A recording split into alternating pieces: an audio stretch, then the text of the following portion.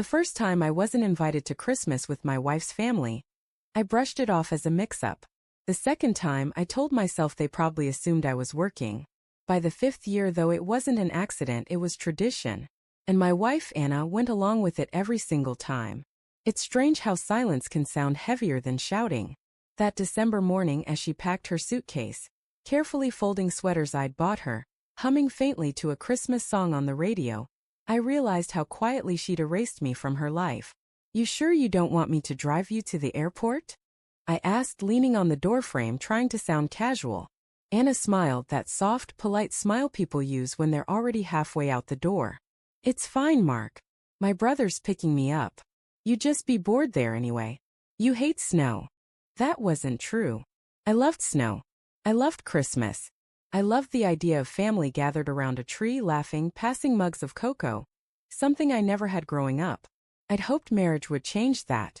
When we first married, I thought her family's distance was just adjustment. But each year as December approached, the same story played out. They'd forget to include me in the group chat or fail to find enough space in the cabin they rented. Anna always promised to make it up to me when she got back. She never did.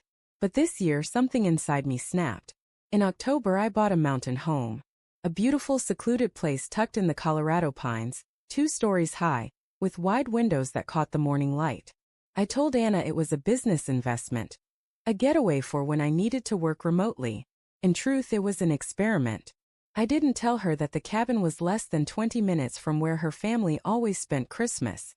I wanted to really see what happened when she wasn't pretending. On December 22nd, I flew out quietly, 2 days before her trip.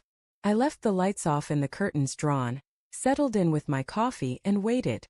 Snow blanketed the world outside, soft and perfect. The next day, I saw their car pull into the lodge driveway through my binoculars. Anna stepped out, laughing. She looked different somehow, lighter, freer. A man came around the car to grab her suitcase. He was tall, maybe mid-30s, with the kind of easy charm that made people like him instantly. Anna touched his arm, lingering, familiar. My stomach twisted. I told myself I was imagining things. Maybe he was a cousin. Maybe I didn't know everyone in her family. But when I saw her take his hand as they walked toward the cabin, I knew. She wasn't forgetting me. She was replacing me. I stayed awake that night, sitting by the dark window, heart hammering, trying to piece together how long it had been happening. Her late-night work calls. The new perfume she wore. The sudden obsession with fitness classes that didn't match her schedule. It all made sense now, but I wasn't ready to face it. The next evening, I drove down to the lodge. My breath fogged the windshield as I parked a few houses down. Laughter and music spilled from inside. Through the window I saw her. Anna sat near the fire, wearing the red sweater I'd given her last Christmas. The man sat beside her, his arm draped over her shoulders. She leaned into him, smiling in a way she hadn't smiled at me in years. Someone snapped a photo. She laughed, kissed the man's cheek. Felt like being punched. I drove back to my cabin on autopilot. For a long time I just sat there, staring at the empty fireplace, the gift I'd wrapped for her still on the table. A pair of diamond earrings shaped like snowflakes. She'd once told me she'd always wanted something elegant for the holidays. I thought of her smile when she said it. I thought of how she'd stop smiling like that around me. And I broke. The next morning, Christmas Day, I woke before dawn. I wasn't angry anymore. Just hollow. I packed the earrings into a small box, wrapped them again and drove down the icy road. By the time I reached the lodge, the family was outside taking pictures by the tree. Anna spotted me instantly. Her face drained of color. "Mark," she stammered, walking toward me, eyes wide. "What are you doing here?" "Merry Christmas," I said softly, holding out the gift. "You forgot to invite me again. So I thought I'd surprise you." The man beside her, David, I later learned, shifted awkwardly. Her father's expression tightened, but no one spoke. Anna forced a laugh. "Mark, this isn't a good time." Her voice shook. I glanced at David. He couldn't even meet my eyes. "You're right," I said quietly. "It never is." I turned to leave, but something in me refused to go just yet. "How long?" I asked, facing her again. "How long have you been doing this?" Her lips parted. "Mark." "Don't," I snapped. My voice cracked. Just tell me the truth, Anna. I saw you two. You didn't even try to hide it. Silence fell over the group. David looked away. Her mother bit her lip. Even her brother, who'd once called me family, stared at the snow. Finally, Anna whispered, 2 years. The words hit like shards of glass. 2 years. That meant last Christmas. And the one before that. When she came home and kissed me, told me she missed me, that was all part of the lie. I left without another word. Back at the mountain home, I packed my things. But before I left, I took one last look around. The untouched fireplace, the single mug on the counter, the silence pressing in like fog. This place had been meant for peace, for clarity. Instead, it showed me what love looks like when it's dying. I checked into a small inn down the road. That night, my phone buzzed. Anna. Please, can we talk? Anna. I didn't mean for you to find out like this. Anna, it wasn't supposed to go this far. I didn't reply. But hours later, she showed up at the inn. Her hair was still damp from the snow, her eyes red.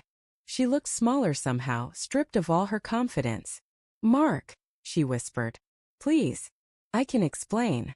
I let her in, though I didn't know why. Explain what?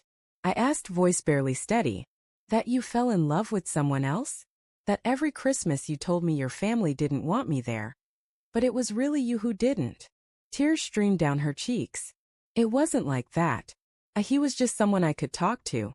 You were always so distant. Distant. I repeated, stunned. Anna, I spent years trying to get close to you. You're the one who shut me out. She covered her face with her hands, sobbing. I know I hurt you. I didn't know how to fix it. David listened. He made me feel wanted again. I never planned for it to become this. I stared at her, the woman I'd loved for 11 years, and felt the weight of every broken promise between us. I bought that cabin for us, I said softly. I wanted to surprise you this Christmas. I thought maybe if we had somewhere quiet, away from everyone, we could find our way back. She looked up, stunned. You bought it? Yeah, I said. I thought maybe your family would visit next year. I guess that's not going to happen. She broke down completely then, collapsing into a chair, her sobs echoing through the small room. For a moment I wanted to comfort her, to take her pain away like I always did. But something in me had changed. It wasn't anger anymore, it was acceptance. I'm filing for divorce, I said quietly. Her head snapped up. No. Please. Don't. I can't do this, Anna. Not again. You had years to choose me, and you didn't. She reached out, gripping my hand desperately. Mark, please. I made a mistake. I'll end things with him, I swear. We can fix this. But her words rang hollow. Too rehearsed. Too late. I hope you find what you're looking for, I said, pulling away. But it isn't me. I left the next morning, snow crunching under my boots, the world eerily quiet. As I drove away, I saw the mountain cabin disappear in the rearview mirror, swallowed by fog and pine. It struck me then how love doesn't end with a single betrayal. It dies slowly, through small forgettings, quiet absences, and half-truths told over years. For her, it ended the first time she left me out of Christmas. For me, it ended when I stopped waiting for her to come back. 2 years later, I still spend Christmas in the mountains. Alone but at peace. The house, my house, has become something new. Warm. Honest.